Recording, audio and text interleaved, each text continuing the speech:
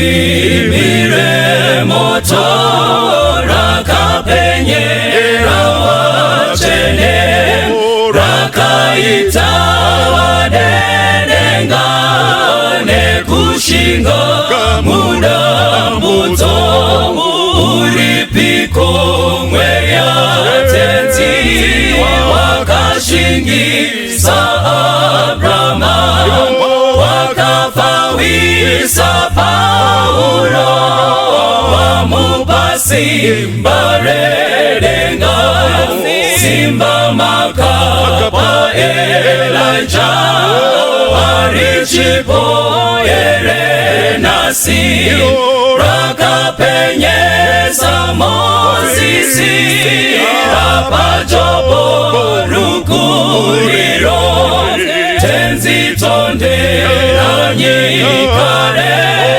mutipenyi zizicha apotomu panyi moyo tidirenyi weya wenyu tenzi tonde anyikare mutipenyi zizicha apotomu panyi moyo tidirenyi weya wenyu tenzi tonderanyi kare mutipenyi zizicha apotomu panyi moyo tidirenyi weya wenyu tenzi tondera kare mutipe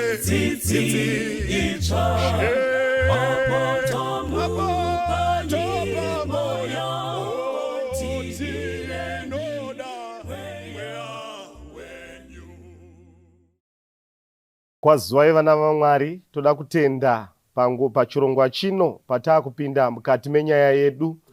Dingindira orosunga msana revhesi redu rinoonekwa kuna 2 Timothy chapter 4 verse 1 to 2 rinoti pano, ndinokupupurira kwazvo pamberi paMwari naKristu Jesu, iye uchatonga vapenyu navakafa pakuonekwa kwake neushe hwake. Paridza shoko, ramba uchidaro nenguva yakafanira kunyange isakafanira, rayira, tuka, ranga nomwoyo murefu, zvikuru nekudzidzisa. Verse 3, nokuti nguva ichasvika yavacharamba kutendera dzidziso yakarurama, asi vachida kufadzwa panzeve dzavo. Vachazvifunganidzira vadzidzisi pakuchiva kwavo, vachifuratidza nzeve dzavo pazvokwadi, vachitsaukira kungano. Asi iwe svinura pazvinhu zvose, tambudzika, bata basa romuivhangeri, upedze basa rako kwazvo. Mwari varopafadze kuverengwa kweshoko ravo. Musoro wedu wenyaya unoti ndo mazuva acho. These are the days. Ndo mazuva acho, ngatinamatei. Baba vedu vari kumusoro kudenga, patinoturika munamato kwamuri, mureza wenyu ngausimudzirwe padenga denga. Madhimoni ngaasungwe nezita raJesu. Komboreraiwo vavoni navateereri, pavanonzwa bvisaiwo madistractions, vaunderstand the signs of the times. Namazuva atiri kurarama, tinokutendai Mwari, muchaminista, tokutenda naMweya Mutsvene, ministaiwo kwatiri, tanamata naJesu. Amen. Amen. Murume akanyora 2 Timothy is believed ndi Paul, who was Paul, his character and his attitude.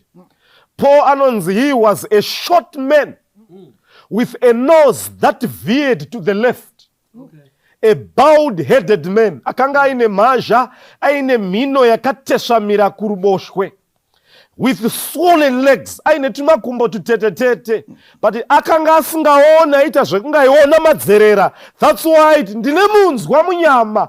I have a thorn in the flesh. But God used the weakest of the weak. He was learned in 42 languages. That's why I address her to the Corinthians multicultural society. Achiti, I Paul, I'm learned in all languages. seiko muchinetsana pamusoro pamatongues. This is the Paul wandonyora. Akanyora many letters, but one of his last letters is believed it is 2 Timothy. This letter was one of his last letters. He was in the dungeon, in prison, in a catacomb. Akasungwa mbira dzakondo, mavoko na makumbo, akasungwa nengetani, in the hands of Nero, the proud and hardcore monarch. Akanga sira kutamba naye, akanga paradza ma Christians. But what I like Paul, he addressed a pastoral letter. What is a pastoral letter? Itsamba inekufudza boka ra Mwari kuti the church should not die. All right. Better me die in the mission, but not killing the mission. My missionaries, anofa, they die in the mission, yet defending the mission. Sakanot kuna Timothy, he addresses to Timothy, Anot, I charge you before God. This was a charge. Ndinopupura pamberi pa Mwari. Hana kutaura his personal Calvary that was coming. No one visited him in his own prison. Hakuna kamushanyira. All were petrified. They ran away. But Paul was faithful before God. He had the mission and the agenda for the church that he should not die. There should not be spiritual declension. Sakanoti Paul, Timothy, I charge you before God. Ndoda kukuvimbisa chini chero tikafa Kristo, even pioneers tikapera kufa. Ndoda kukuvimbisa chini ichi. Christ remains the supreme God. He shall judge the dead and the living. Nguwa inouya vapenyu vanozvidza shoko navakafa, they shall be brought to life. He is in control. Chero ndiri mujeri. He has the dunamis, the power and the exousia. He is in control. Saka anoti Paul kuna Timothy, naiwe Timothy ndoda kutaura chinu ichi. Saka a pastoral letter achi addressa inonzi.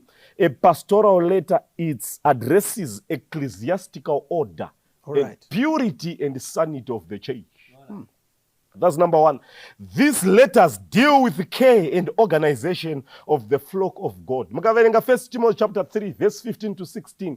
Angara mujeri ave anenguva refu anoti kuna Timothy, kana ndikanonoka kuvuya, ndoda kuti uzive kuti vana vaMwari vanofanira kubehave nekuconducta themselves how in the way of God. Vazive kuti the church is the pillar in the temple of God. They should know how to revere. They should know reverence in the house of God. Kana ndikanonoka, kana ndikafiramo, know this pastoral mission. Fudzabo karamwa. Sure. Such a faithful man. Saka not preach the message. Usaluludza kumashure, usatarisa jeri. Preach the message in season and out of season. Change in season. Mwaka yakafanira in the conducive environment where we seem to be accepted, where people are happy with our message.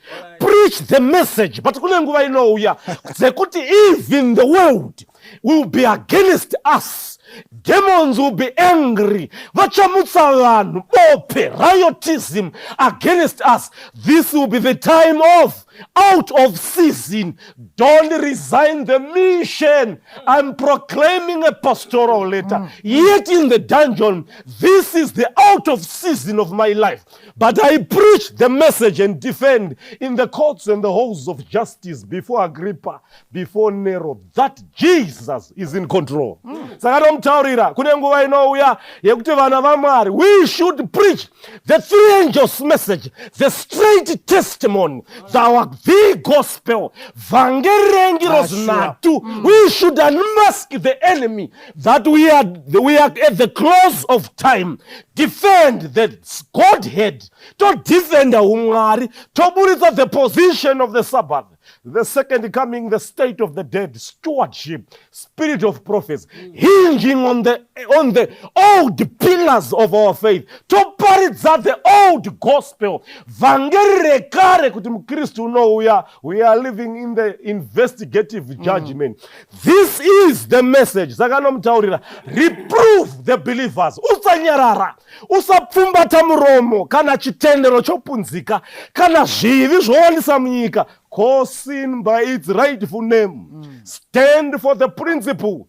Ifanana na John the Baptist aona Herodias. Herod atora Herodias mukadzi womukoma anoti shamwari chawaita ichi ndo unonzi upombo. Haana kutya even though it was declared out of season message.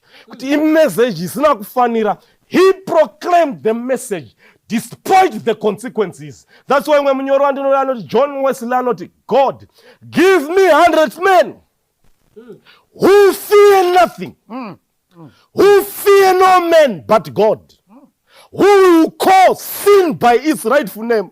We will retrieve many from the gates of hell. Ndipe varume 100 vasingatyi vanhu namapositions, vanotya Mwari ari kumusoro kudenga, vanoreva chitema nezita racho, tichagogodza mikova yegehena, mabhawa nekwese kwese, tovhomora vakawanda tovaisa kuruponeso. Preach and defend the message. Muvengi chero akagumbuka. I seal this message with blood. Ndipo murume wokutenda. Such a faithful man. And let's preach, rebuke, reprove, and preach in love. Ivane moyo mrefu bogara Mwari. Varipo vachapunzika bandage amaronda, but preach the message. Such a faithful man like Paul, a faithful man, akanga ari in a triumphal mood despite the fact that he was going to die. Varoma vakanga vasingapotsi, chiga changa chatotemwa kuti hadzoke haabudi, but he had the heart of the mission. Varipo here vana vaMwari vanobatikana nesangano raMwari, vanobatikana nebasa raMwari as we near mazuva acho ano. Do mazuva acho amazuva ekupedzesera akaonekwa. These are the days. Do we have the message, or we are seeking political correctness? In season and out of season, stand on the pulpit. Don't miss the message. If a gun, if an AK-47 is put in the hands of a novice, even though my bullet arimo, it misses the enemy. Mwari ari kutaridza kuti aiwa handisi vhangeri rangu maoko embwende. I need to put in men of faith and courage who will go before kings and proclaim, zvakazarwa chapter 10 verse 11, they shall prophesy before many peoples, many kings, and proclaim the message. Fear God, give glory to him, for the hour of his judgment has come. The time has arrived, the crisis has arrived. He is coming. Chakaitika, verse 3. Toda kuti murangarire musoro wenyaya uri kuti ndo mazuva acho. Pane umwe munyori anonyora quotation. Anoti, in the past, the truth was hidden from us. But as of now, we hide from the truth.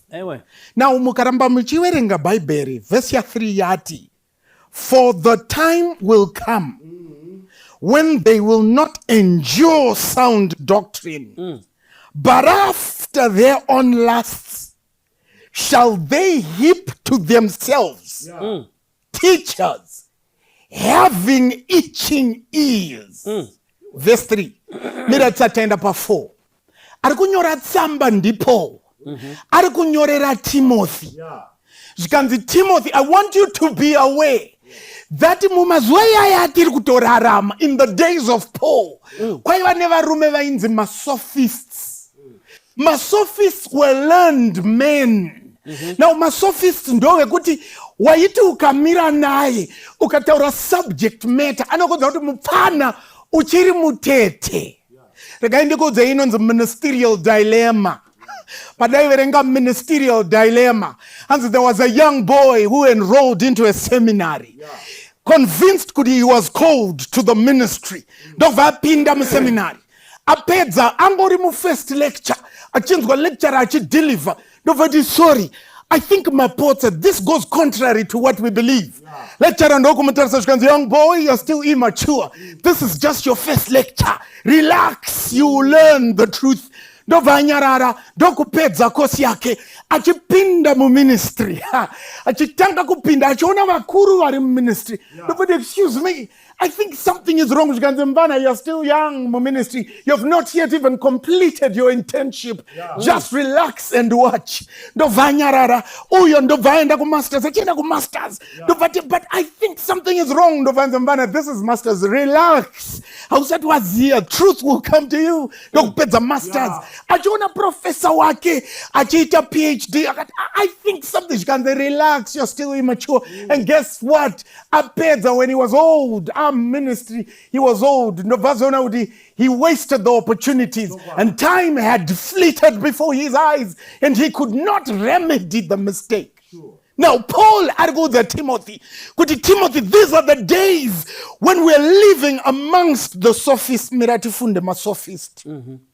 Masophist anga ine technique inonzi NLP. Today we're living in times where coaches and life coaches have NLP. NLP is neuro-linguistic programming. What it means, you have a good arrangement of words. And you have charisma to add to the NLP. NLP inofananidzwa nevanhu vanodeliver a speech before you charge us into war. Saka NLP, a good person an NLP anomira pamberi penyu masoja. Or do you see the enemy in a sophisticated machinery of footy? But if an NLP stands in front of your face, or do you see the enemy? They are just but nothing but rotten potatoes. We, with our spears, we can go and annihilate them. Over the hoorah! Over the hoorah! Saka masophist aijakashika. Paul had an experience with them. Makashika kati, Christ is coming. Masophist ovashika vadi. By the way, akuze anunzi Paul. Mambocheka resume yake. Akadzidza kupi. Because they were good with the arrangement of words. Saka when Paul is telling Timothy, kuti they will not endure sound doctrine, but they would rather listen to the sophist.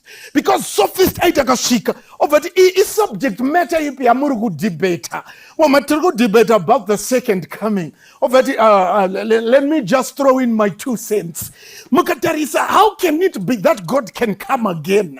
Because when you die, your world has ended. And the mukampa 2 minutes, you are convinced kuti no, zarikutaura. Jenesen, he's a sophist. Sakapo parikudzidzisa. People could not endure, and we're living in times like this. NDOMAZUVA ACHO anaya.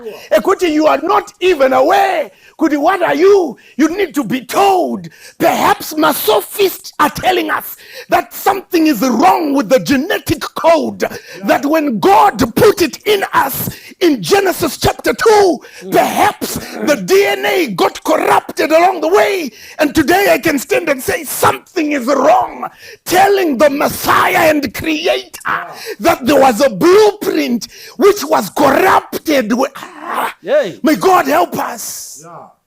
Paul argued they will not endure sound doctrine, but instead they shall heap unto themselves. Saka masophist zvaita manje vaitorecruita. Saka vaiti vakafamba marketplace vakaidentifya vapfana vari confident, vane charisma, vanogona kutaura. Ovanzi uyai vapfana tokuchajai £15 to teach you the art of sophistry. Vapfana vaiuya vogara pamakumbo emasophist vobva vadzidziswa. Now masophist ndoda kuti muunderstande, they knew kuti zvatiri kutodzidzisa zviri wrong. But because we have the ability to confuse and convince, they knew kuti zvatiri kutaura izvi zviri wrong. But they knew they possessed the power to confuse and convince. Saka sophist akakudza kuti you are not a boy, you are a girl. They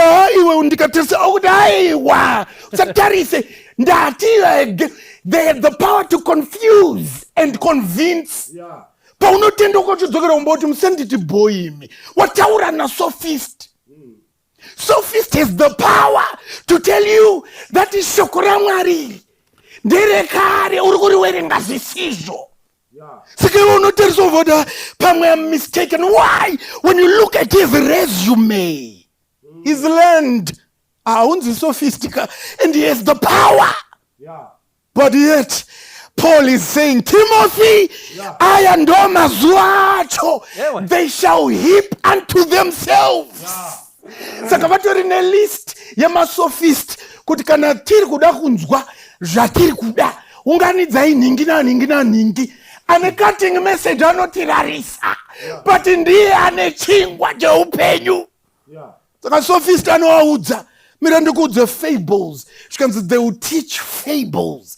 Saka fables iyo long conversation. Saka mu long conversation mune twisting, inonzi the art of twisting words. Mune a twist of words so that when you speak them munhu anotadza kukufollowa closely. But on a point, but he achiziva kuti ari kukurasisa. And guess what? This was so pleasant in the ears of the people. Zvikanzi nzeve dzavo dziri kutotokomana dai tambunzwa. And do you know something? Psychology inobvumirana neni kuti if you want to win your way to someone's heart, simply compliment them. Rega ndidzoke. Okay. Ndikauya kwamuri ndoti mukoma hanzvadzi, kana mukamira pamberi apa kadhilivariro kamunoita kanondisvitsa muthird heaven. Psychology will tell you something in you is activated. Usadaro munhu womwari unondidonedza. Pane kaswitch mukati kabatidzwa. Panoenda munosara muchiti I have it. A sophist would do that. He would mesmerize his audience. Zvokuti when they leave, kapopi but kari kunzwa kaine simba rekuno confronta shumba. And then verse 4. And they shall turn away their ears from the truth and shall be turned unto fables. And the chinangwa chao is to take away people from the truth and turn them to fables. But Timothy, I want you to stand up like a man. All right. Gird up your loins because you're up against a real foe. But mira ndikuudza hama yangu, aya ndo mazuva acho aya. Ndangokudza nzwisa yechimwe chokwadi chakutaurika mazuva ano. The world is confused about gender. But hazvina kutanga nhasi. Zvakatanga mubindu reEden. Mudzimai atarisa murume wake akati iwe tidyira apa ndadya ini ndafa here. Adam akatarisa akati Eve waitei. The record tells us the love Adam had for Eve, he partook of that fruit and the gateway to this disaster was opened. Saka Paul pakuudza Timothy ari kuti tamazuva acho timi. Vanhu ava vari kuuya and intention ndekubvisa chokwadi wochisubstituta nemanyepo. But Timothy, I want you to stand up like a man. But rangarira kaPaul anotomboti kuna Timothy mwana wangu, but apa zichaji rako mupa ari kuti stand like a man. The foe is real. Kana newe nhasi, check your ears. Are they itching to hear fables? Kati ndikoti anoti ndiwo mazuva acho iwaya atiri kurarama maari. Pauro anoenderera mberi achiti asi iwe svinura pazvinhu zvose, tambudzika, bata basa romuevhangeri, upedzise basa rako kwazvo, nokuti ini ndotodururwa, nguva yokuenda kwangu yasvika. Ndarwa kurwa kwakanaka, ndapedza rwendo rwangu, ndakachengeta kutenda. Kubva zvino ndachengeterwa korona yokururama yandichapiwa naShe, mutongi wakarurama. Nezuva iroro ndisini ndoga, asi navose vakada kuoneka kwako. Shingaira kuti ukurumidze kuuya kwandiri, nokuti Dhimasi wakandisiya akada nyika yazvino akaenda Tesaronika, Kreske wakaenda Garashia, naTito wakaenda Dhamashia. Mwari aropafadze kuverengwa kweshoko rake. Amen. Pauro achiri kuenderera mberi achisimbisa Timoti mukati mebasa. obva ati Timothy, ndandichimbotaura zvevanhu ava, Yeah. but ndoda kuti unzwisise kuti vanhu ava they are weapons of mass destruction. Yay. Ava vavezwa mudombo rinonzi Satani mbune. Yewe. Satan haasi kutamba. He is after the church of God. Yeah. But ndanyora pastoral letter for you to feed the flock. But you need to know your enemies. Kuti ugone kuita basa rakanaka. Wakaunganirwa namasophists. Ini pamwe ndandine added advantage. Ndakati dzidzei paTasasi. Iwe ndinobhuira ngoni Timothy. Chokwadi. But unofanira kunzwisisa kuti with the power of God, you can stand before any enemy. Masophists vakaungana Timothy. Chanda kuda kuti iwewe uchiita. I'm shifting my focus from talking about these people. I'm talking about you. Inzwa Timothy. Shinura pazvinhu zvese. Paulo ari kuti be continually sober. There is no time yekumbodhakwa. Iko zvino hazvichadi kuti umboita lay down your weapons. Hazvichadi kumboita lay off your armor. The church is under attack. Panguva yako yekuzorora, the sophists will come in and they will not spare the flock. Nzwisisa Timothy, haugoni kumbozorora. Simudza meso ako urwire changano raMwari. Nzwisisa Timothy, nhasi zvinhu hazvina kumira zvakanaka. Vanouya vachikuverengera vokuudza kuti zviripo wani uyu ane madzimai 4, saka chiri kukunetsai chii? Mwari ari kutsvaga vana Timothy vanomira pachokwadi. Ukaverenga pari kunzi be sober, it's an imperative. I am not expecting you to do otherwise. I want you to act before you think. You need to obey this command. Be sober. Usatamba nezvinodhakwisa. Nekuti chechi yaMwari inokuvara. Anoenderera mberi achiti njodzi ichauya kune vanoparidza vhangeri rechokwadi. They should be ready to endure affliction. Paulo ari kutaura senge zvakatoitika. Haasi kutaura mupresent kana mufuture. Ari kutaura senge zvakatoitika. Saka ari kutaura nyaya mbiri. Number 1, it's certain you are going to be afflicted for teaching the truth. Unogona kubvisirwa funding for teaching the truth. Unogona kutorerwa mabusiness for teaching the truth. Vanogona kuisolata vanhu for teaching the truth. But endure affliction. Vose vanotambura Timothy nekuti vaparidza shoko raMwari, they need to endure affliction. Certainly it's coming. Number 1, ari kutaura senge zvakaitika. Ari kuti I am not expecting you to falter under affliction. Handisi kutarisira kuti ukonewe kuita basa rako nekuti watambudzwa. Tambudzika asi ramba uchiita basa rako. Tambudzika asi ramba uchiita basa rako. These sophists will not spare the flock. Vanouya vachitaura mavara makuru, vachitaura mavara anotsvedza, but vari kuda kuparadza sangano raMwari. Mira pachokwadi. Endure affliction. Inzwai vana vaMwari. Salvation is free, but discipleship is costly. Kutevera Mwari kunobhadharwa. Kuponeswa mahara. Hatina kubhadhara Jesu arembere pamuchinjikwa. Asi kumutevera kunobhadharwa. Vana Peter vakapa vanhu ma-instruction. Ndiurayei musoro uri pasi, makumbo ari mudenga. Discipleship is costly. Kuna vose vachaparidza vhangeri nekurirarama, vachiita zvinodiwa naMwari. Discipleship is costly. Saka Pauro anobva aenderera mberi achiti kana ini hangu ini ndaakutodururwa, I am ready to be offered. Ari kutora nyaya iyi kupi? MaRoma, after every meal vaiita yainzi libation. Vainamata zvimwari zvavo. Vaizvinamata sei? Vaitora waini voiisa mukombe unodhura. Vaiisa mumukombe unodhura, vaidira pasi. Vachiti tiri kunamata zvimwari zvedu. Now Paul is looking at his life as an offering before God. Ari kuti upenyu hwangu has been an offering. I offered myself ndikarohwa kasingaperi.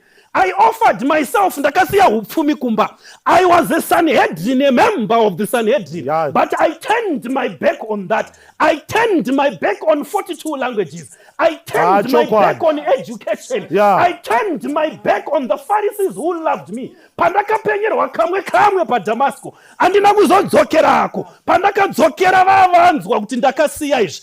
I was offering myself. Saka iko zvino, it's the last drop in the cup of God that I'm about to pour out. Yeah. Ndakudirwa last drop zvopera. I am offering myself. Saka vaiiti libation. Saka Pauro paari kutaura ari kuti I am not facing execution. Niro waityisa. Chokwadi. Niro waityisa zvekuti vanhu vainzi vakabvunzwa kuti unoda chii, unoda kufa sei? Tokuisa gomarara muropa here? Kana kuti waenda pamberi paNero munhu aiti gomarara riri nani?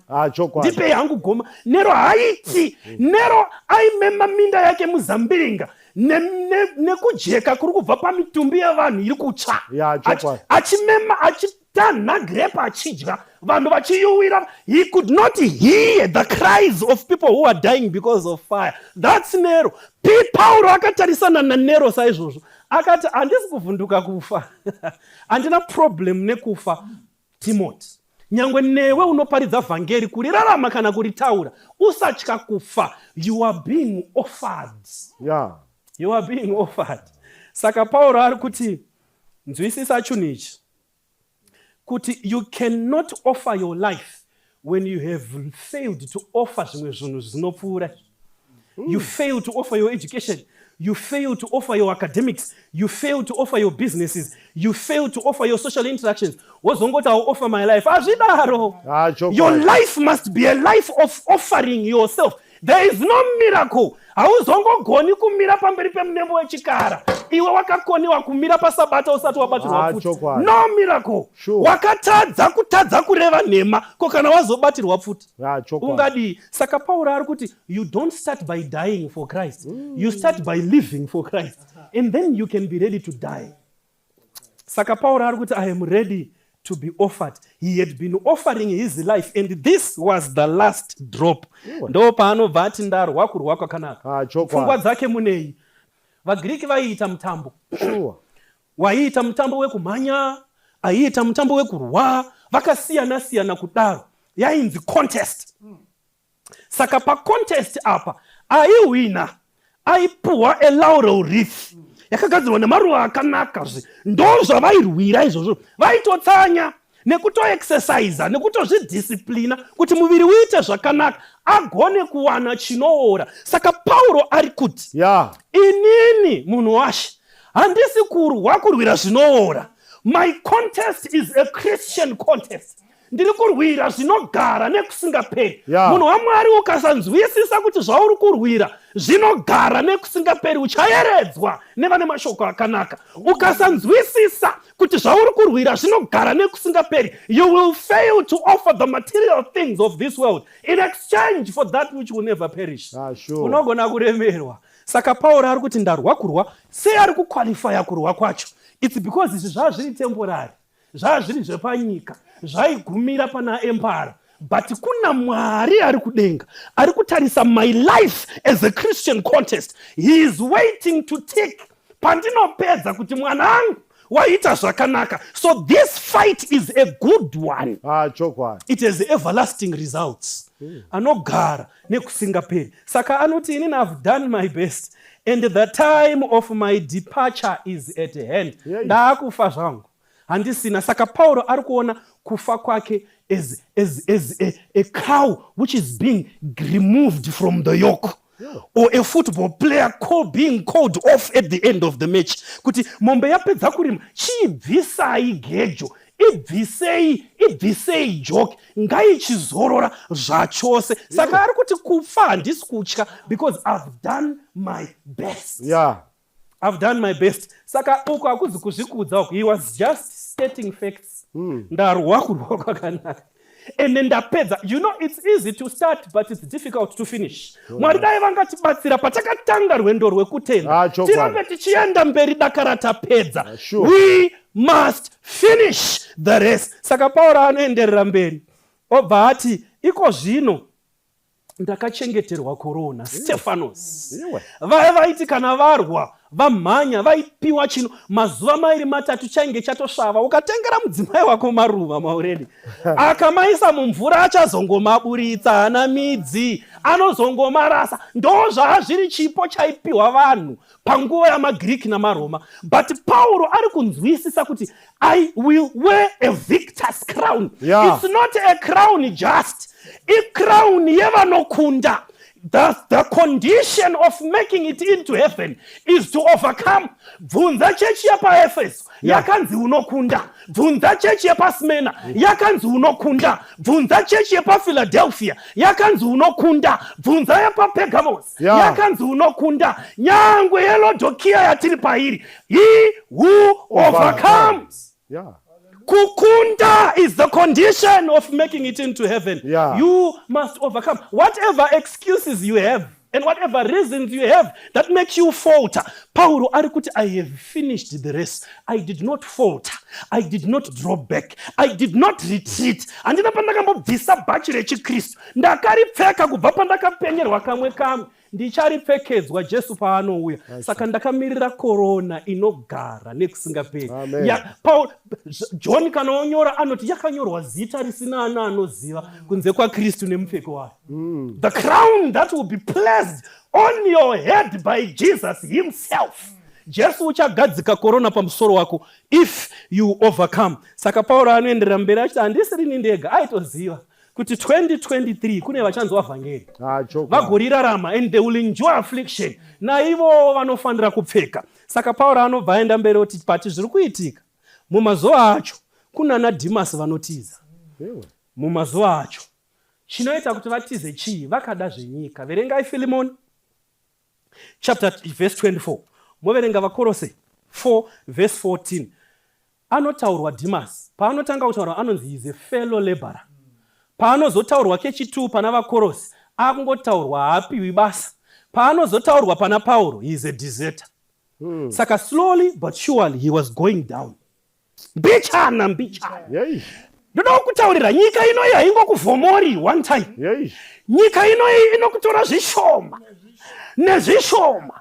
Unoita salota ari mudhuze neSodom ichikutora zvishoma nezvishoma. Washanda nesabata nhasi watorwa zvishoma nezvishoma. Wabvisa fufuro kuti uwane tenda watorwa zvishoma kusvika hana yako isingacharovi. That's just how you run business. Nyika inokutora zvishoma nezvishoma. Akatanga achinzi fellow laborer. Oh, what a dignified status. Ndobva azongonzi ndiDhimasi haasisina status. Akazonzi uyu anotiza uyu. Kana zvaoma he is a deserter.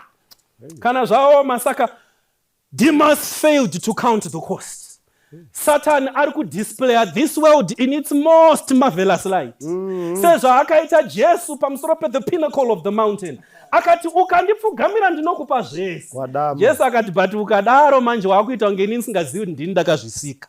Vakaropafadzwa when the devil has displayed this world in its marvelous light. Vanomira voti ayewa tine kurwa kwatiri pakuri. Tiri kumhanya.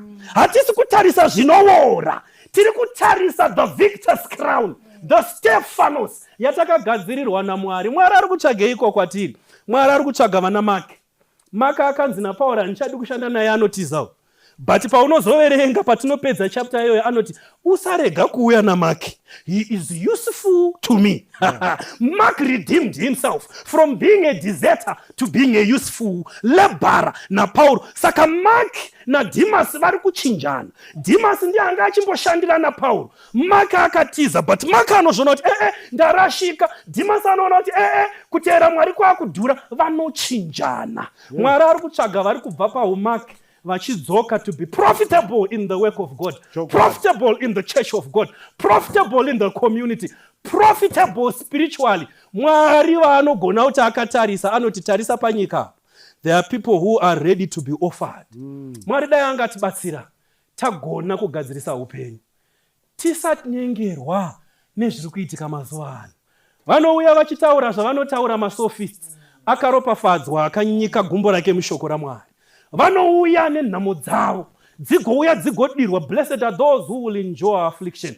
Mwari wekudenga dai anga kubatsirai tiregedze kuva sana Demas vanotiza basa to save their lives. Instead, be Pauls of today who will say, I am ready to be offered. Kana uripo unoti Mwari simbisaiwo makumbo angu pakufamba nevhangeri, pakurirarama kana zvichireva rufu, ndife ndiri mumaoko enyu, ndigoti my life is like wine in the cup of God.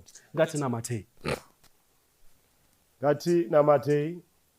Tokutendai Mwari panguva ino yamatipa kutaura shoko renyu. Chirisimbisai murimi, ropafadzaiwo vavoni navateereri, muvaitire zvakanaka. Ichokwadi Mwari ndo mazuva acho amakataura. In the later times, many false preachers, teachers will rise to shift the wheat, kuti vatsause nevakasanangurwa. Tokutendai Mwari kuti munorwira sangano renyu. Vhangeri rengero zinatu, the message, icharamba ichiparidzwa kusvikira tsuri ichirira. Chengetaiwo boka renyu nekurirwira maoko omuvengi. Vanoparidza vhangeri renhema vashayisaiwo simba, isaiwo confusion kwavari. Muchengete the gospel ministers, elders and deacons, women's ministries and the youth that will labor in your vineyard like Timothy. Muvachengete pakanaka kusvikira vawana korona yeupenyu. Tanamata na Jesu. Amen. Amen. Tenzi ari dombo redu nechidziwiriro chedu tisache muzviro zvese nechidziwiriro chedu ngedombo rine masimba ngevute apotaneta ngewedu kutungamira nechidziwiriro chedu vute redu masikati nechidziwiriro chedu mekupenya pausiku nechidziwiriro chedu ngedombo rine masimba ngevute apotaneta ngewedu kutungamira nechidziwiriro chedu champupuri chatinera nechidziwiriro chedu kuna Mwari taponeswa nechidziwiriro chedu ngedombo rine masimba ngevute apotaneta ngewedu kutungamira nechidziwiriro chedu o Mwari bakoreduwo nechidziwiriro chedu mubatsiri muri pedyo nechidziwiriro chedu ngedombo rine masimba ngevute apotaneta ngewedu kutungamira nechidziwiriro chedu ngedombo rine masimba ngevute apotaneta ngewedu kutungamira nechidziwiriro chedu ngedombo rine masimba ngevute apotaneta ngewedu kutungamira nechidziwiriro deceive.